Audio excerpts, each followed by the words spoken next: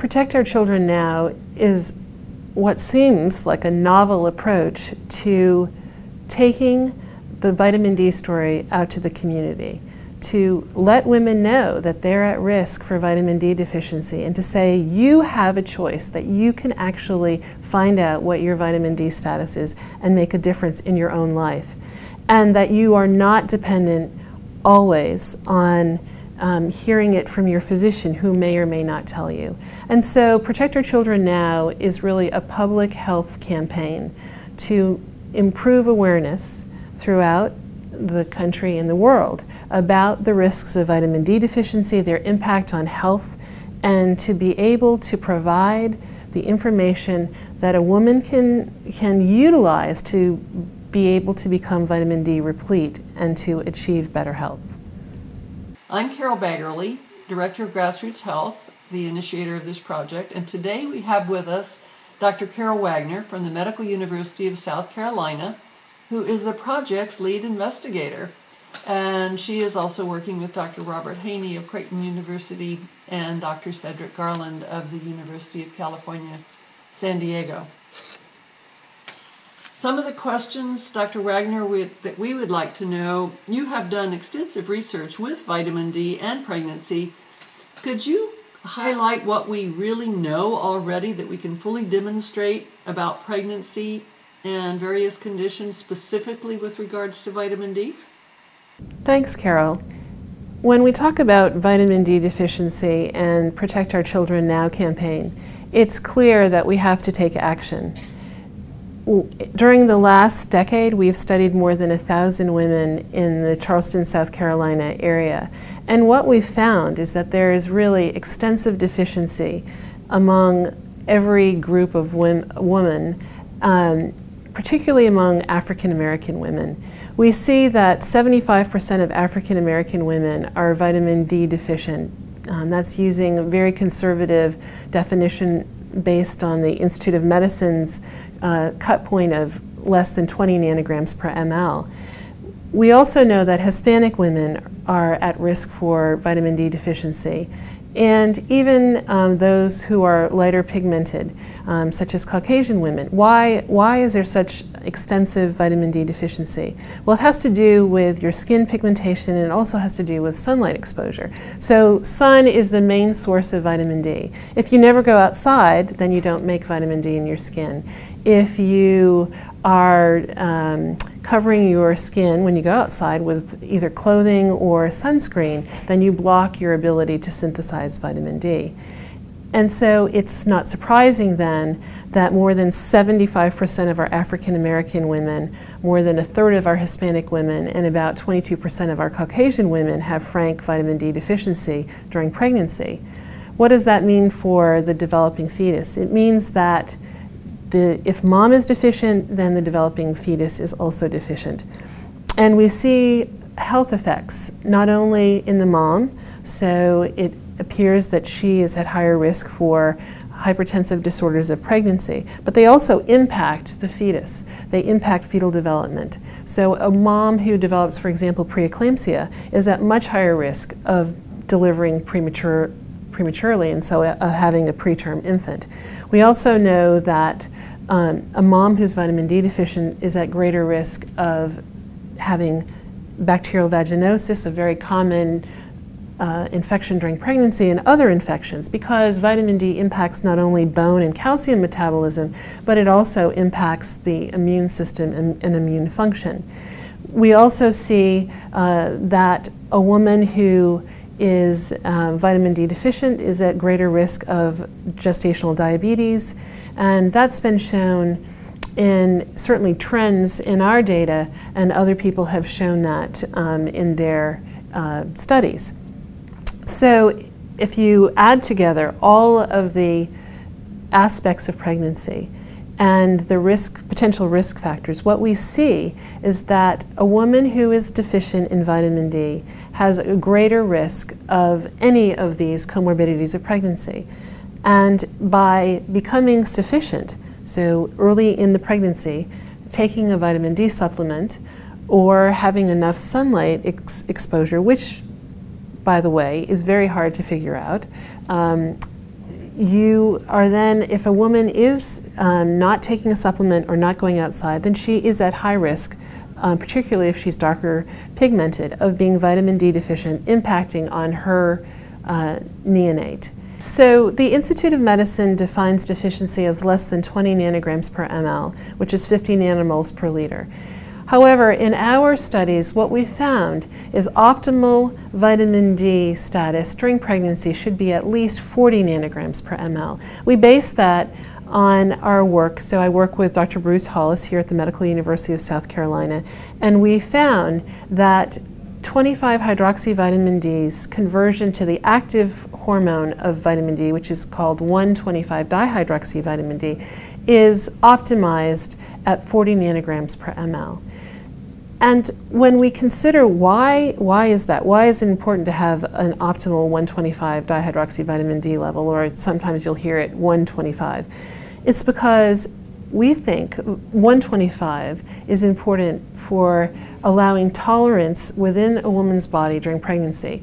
The fetus has half the genome of the mother and half the father, and so it's foreign. So the DNA of the fetus is foreign to the mother, and she could have like a graft versus host reaction. And so it's important for the vitamin D, we think, to induce tolerance to the fetus. Although we certainly have years of studies and research to be able to confirm that. We certainly know that having low levels of vitamin D does put a woman at risk for adverse outcomes of pregnancy, which then, of course, impact on her developing fetus and newborn. Dr. Wagner, there are a number of diseases now, or conditions of infants in childhood that are highlighted as being possibly affected by vitamin D. Could you comment on those that you think are most pertinent? Certainly there has recently been research published on multiple sclerosis, on type 1 diabetes. There is some mention of even autism and some other neurological diseases. Could you comment on some of those for us? What does it mean for the developing infant and child, and then later adult, because their mom was vitamin D deficient during pregnancy? Well, we certainly know that for the infant in the first year of life, that infant is at higher risk for something called respiratory syncytial virus, RSV, which for an adult would cause a bad cold. But if you're an infant, can actually lead to really severe bronchitis and even death. So it's important then that a baby have sufficient vitamin D levels during infancy. We also know that vitamin D deficiency has been linked with a higher risk of type 1 diabetes. It's based on studies that were done more than 30 years ago in Finland, where infants were given much higher doses of vitamin D supplementation. And looking at that population as a whole, they found lower rates of type 1 diabetes in those who had the higher supplement dose than those who didn't. We also know that later on in life, if you were vitamin D deficient in your less than 20 years of age, you're at much greater risk of developing multiple sclerosis. You're also at higher risk of other autoimmune diseases such as lupus and certain cancers, particularly prostate, breast, and colon cancer. So is vitamin D the cure-all? Is it the wonder drug? No, it's something that needs to be a part of everyone's health, and no one should be deficient in any hormone. So if I told you as a doctor that you were deficient in, for example, thyroid hormone, you would feel pretty sick and you would want to correct that. If I told you that you were deficient, for example, in cortisol, which is made by your adrenal gland, you'd be really, really sick, and of course you would correct that. So if I told you that you were deficient in a hormone, which is actually vitamin D, it's not a true vitamin, and your main source is not diet, it's what you make in the skin. If I told you that you were deficient and it impacts just like thyroxine or cortisol on a multitude of organ systems, you would want to correct that. You would want that deficiency to go away.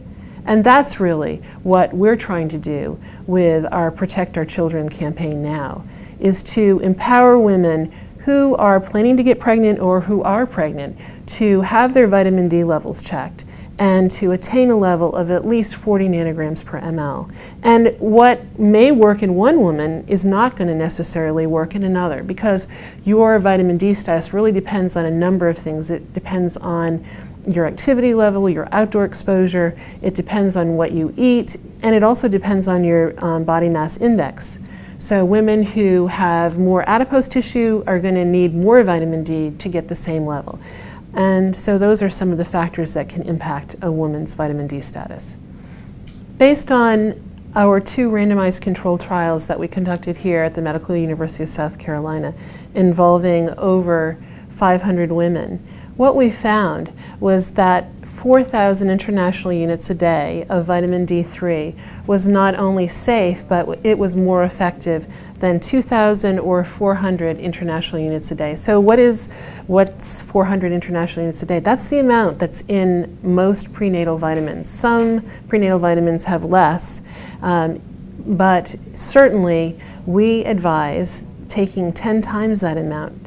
And the 4,000 international units is what it took to optimize the conversion of 25-hydroxy vitamin D to your active hormone 125.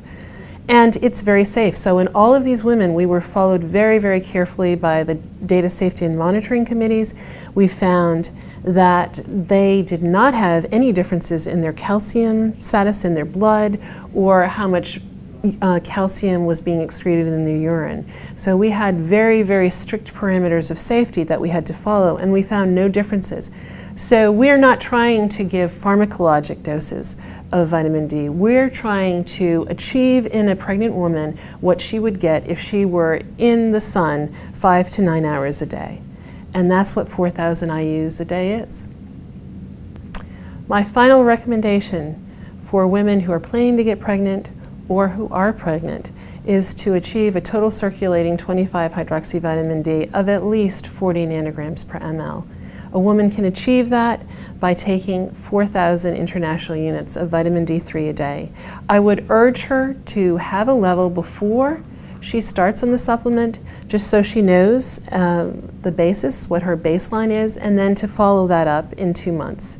That's really the safest way, and it may very well be that she needs more than the 4,000 international units. I would urge her to also work with her physician or her healthcare professional to achieve that. Thank you very much.